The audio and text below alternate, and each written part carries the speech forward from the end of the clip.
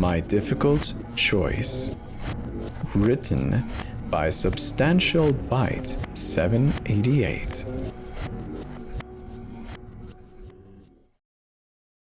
My wife went missing for 3 days. I filled a missing persons report with the Leatherwood Police Department on the 4th day. I got a call from Sheriff Stewart. Jason, what is it, Sheriff? She's dead. I'm so sorry. I broke down, my body shaking, my sadness uncontrollable. Do I need to identify the body? No. We don't need you to do that. Just so you know, do you need anything? I mean, if you need anything, just let me know. By her own wishes, my wife was cremated. I put the urn in our bedroom on top of my dresser. I wasn't too keen on having a shrine for her. Didn't feel right to be so ostentatious. A spot in the bedroom would be just fine. The sheriff told me that she had written a suicide note, that she had explained that she was dealing with a lot of deep depression that she could not escape. Darkness had enveloped her life. There was nothing in it about me. The sheriff made it seem like it was an icy matter-of-fact account of how and why she wanted to end her life. She drove to Nashville, got a hotel, and shot herself in the head. Can I have the note?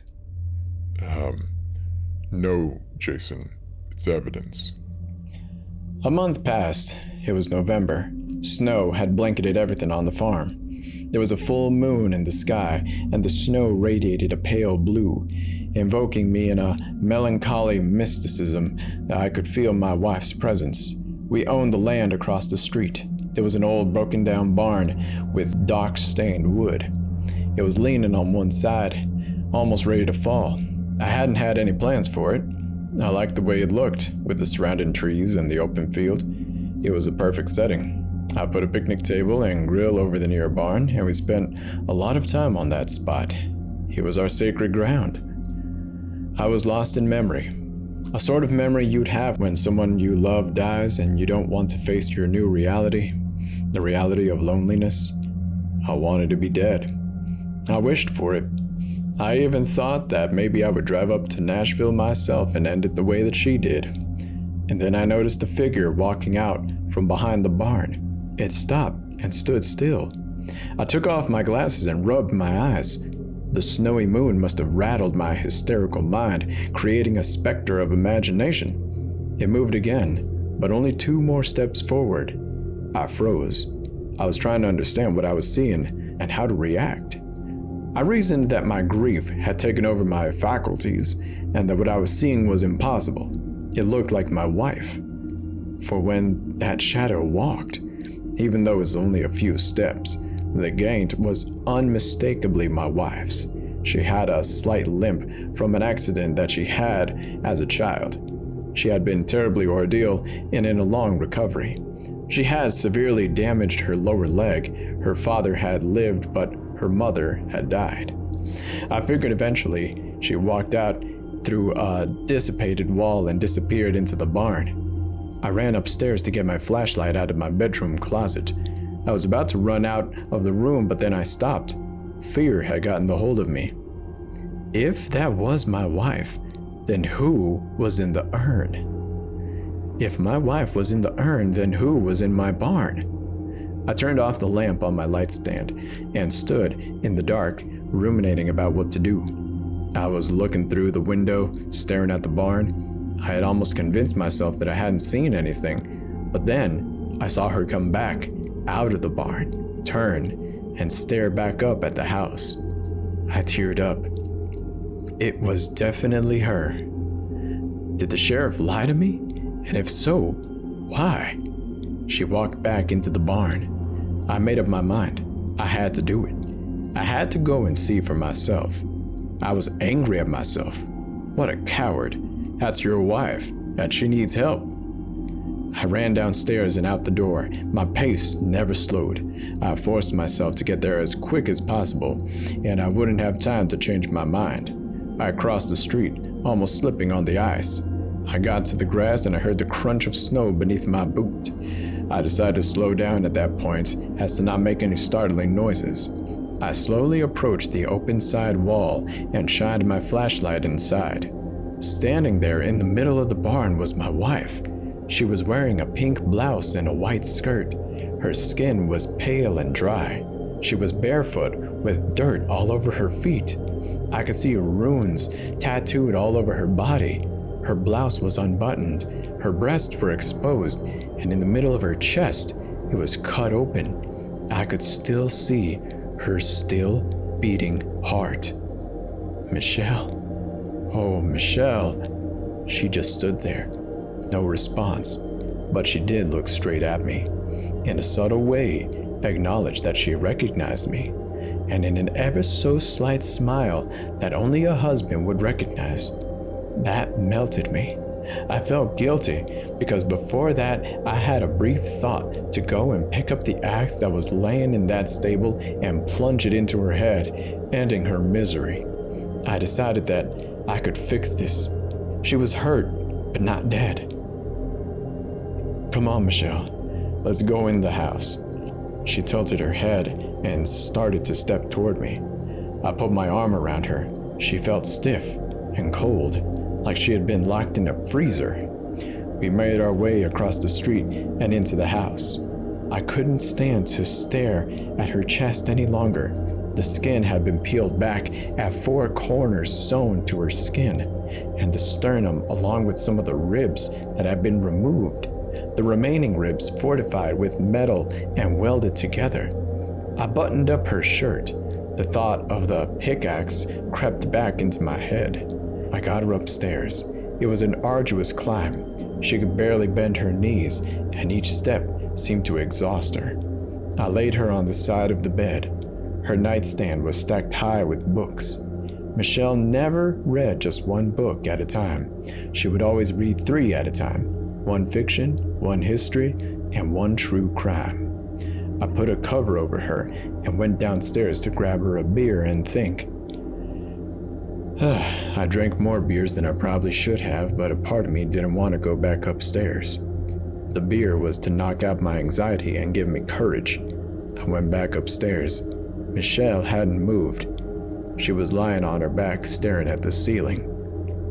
I could hear her labored breathing. She looked horrible. That damn pickaxe. I kept seeing it. It keeps jumping in my head. I didn't even know if I should turn out the light.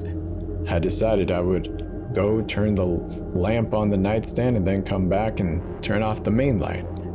I wasn't going to sleep in the bed. I grabbed a cover from the closet and got as comfortable as I could in the chair. I stared at Michelle for a good while, trying to figure out if she was really her anymore. After a while, the beer took effect and I fell asleep, despite my fear. I dreamed of a woman dying on the side of the road, wheezing for air. I can't breathe here. She handed me a pickaxe, and then she just lay there wheezing and gasping.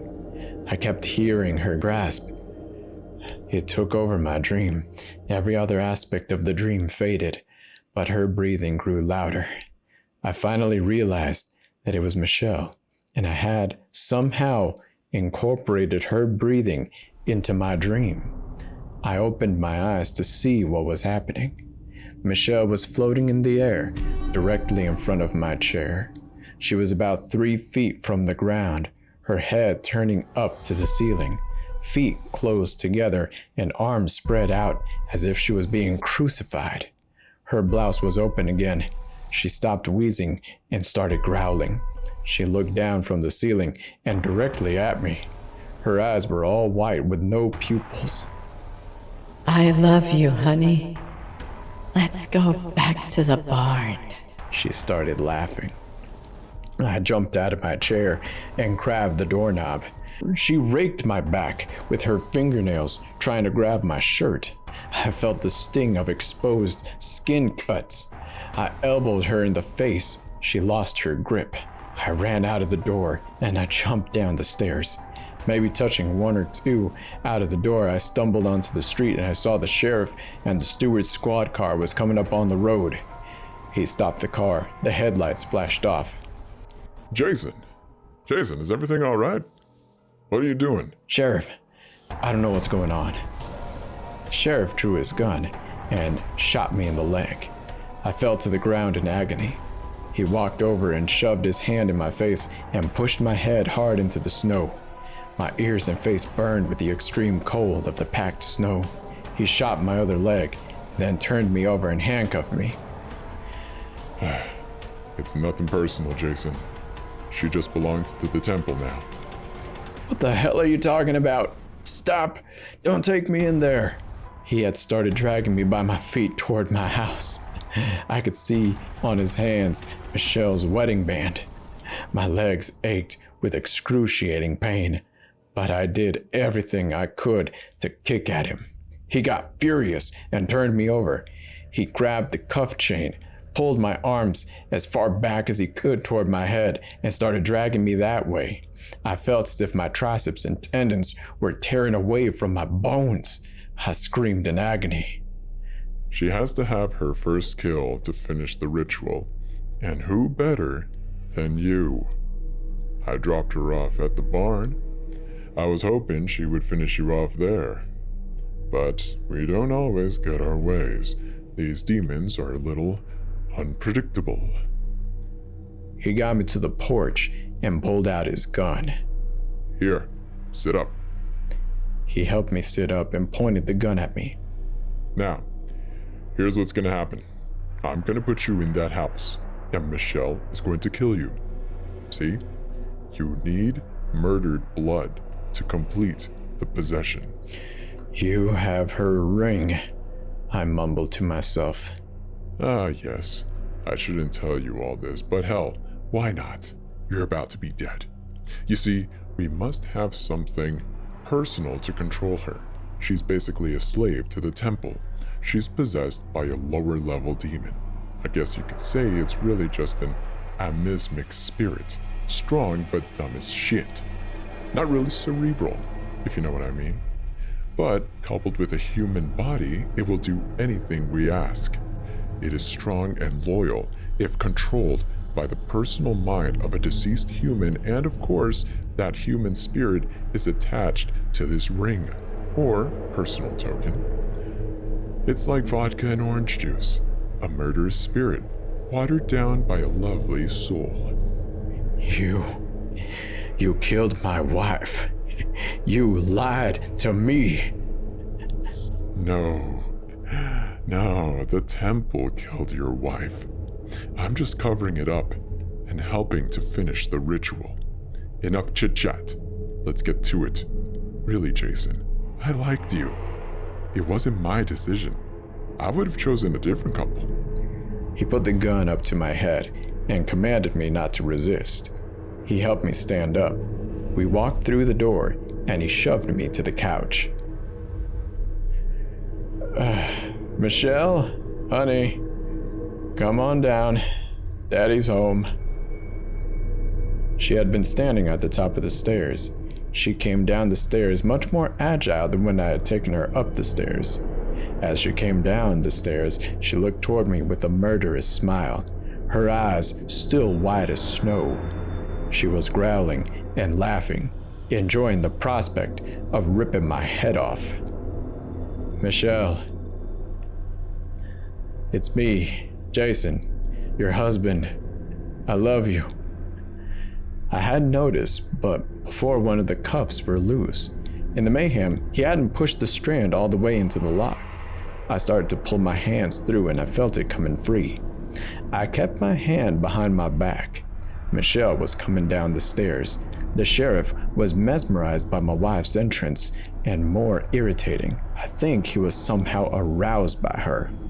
I rushed forward, grabbing his hand with the gun, and I forced it into his face. I didn't try to take his gun, but pulled the trigger while it was still in his hand. I didn't get to aim the gun exactly where I wanted, but the bullet ripped through the side of his neck, Blood shot out of his neck and into my face. He struggled. My hand slipped back in the front of the barrel of the gun. He pulled the trigger out of desperation and shot through the palm of my hand. He tried to yell to Michelle, but his voice was melted and muted by the blood brimming in his mouth. I tugged at his gun with my other hand, and I fell to the ground. Sheriff Stewart fell back against the living room wall, clutching at his throat. Michelle jumped on my back. She clawed at my eyes. The room fell out of focus with a tint of red filling my eye. With one good eye, I could see the gun on the ground.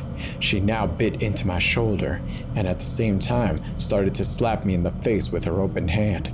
She seemed to be getting stronger the more that she wrestled with me. A thought occurred to me that it was the blood that was making her stronger. I tried to elbow her again, but this time she dodged it. She wasn't falling for that again. I fell to my knees and crawled on all fours toward the gun. I grabbed the gun and shot behind me. She fell back off of me and onto the floor. I turned around to see that I grazed her shoulder. She got up, and I shot again, this time in her chest, right through the heart. It kept beating, with blood pumping out all over the floor.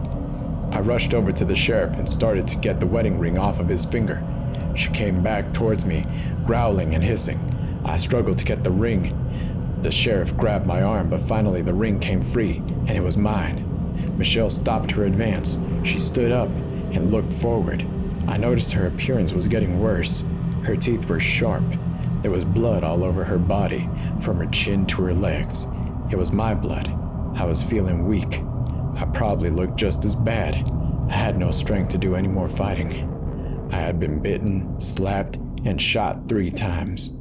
I knew how I could end this. First, the sheriff. I wasn't sure how she would transform, but I was pissed. Michelle, kill that lousy son of a bitch. Finish off Sheriff Stewart. Michelle obeyed without hesitation. She ran toward him and started to bite and claw, ripping the flesh off of her teeth, and with both hands dug her nails deep into his cheeks. Then she pulled his cheeks away from his face. His eyes were wide with fear, but he couldn't audibly express it. From where I was sitting, I could see his teeth through the hole in his cheek, and then she ended it with a quick snap of his neck. I put on Michelle's ring on my finger. Go to the barn. Michelle walked out into the barn and went inside. I watched her from the front door. I went into the kitchen and got a beer. I sat there on the kitchen table for a long time. On the refrigerator was a picture of me and Michelle. We were in the Smoky Mountains in the Klingsman Dome. It was a great trip. I proposed to her there in the mountains. Who was that in the barn? Was that Michelle? How was I supposed to proceed? I sat there for an hour, and I made up my mind. I walked out to the barn. It was morning by now. No need for a flashlight. The sun was rising. She was obedient. She stood patiently waiting on my next command. I walked over and grabbed the pickaxe. Lay down. She laid down. I love you. I looked at her ring on my hand, and I hesitated. Maybe it could still work. I thought about the picture on the refrigerator. I raised the axe over my head, and I plunged it into her heart. I kept at it until her heart stopped beating. I didn't stare at anything other than that beating lump of muscle. Finally, it stopped. Her pupils appeared, and she gave me that ever so slight smile that only a husband could see, and closed her eyes and died.